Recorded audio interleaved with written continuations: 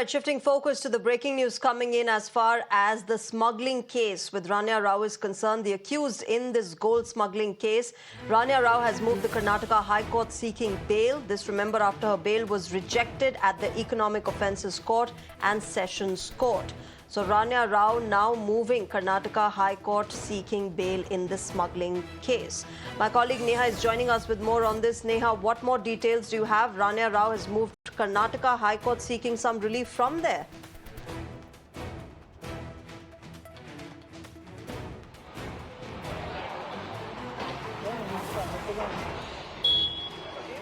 Well, that's absolutely right. In fact, Shreya, we're now seeing that A1 in the international gold smuggling case, actor Rania Rao has now moved the Karnataka High Court here, seeking relief from the top court.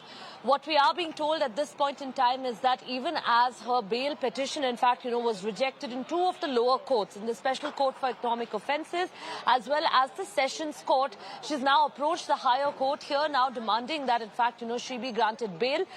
The grounds of the bail that have been sought here, we're being told, are technical. In fact, lapses on the part of the DRI. Well, that's what the advocates have said. Of course, it remains to be seen right now. We're being told that the matter would be listed for next week sometime.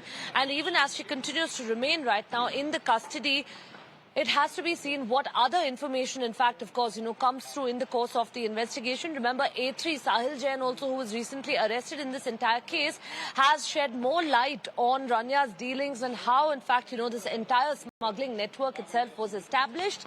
Would that, of course, then mean more trouble for her? Would the DRI continue to seek her custody?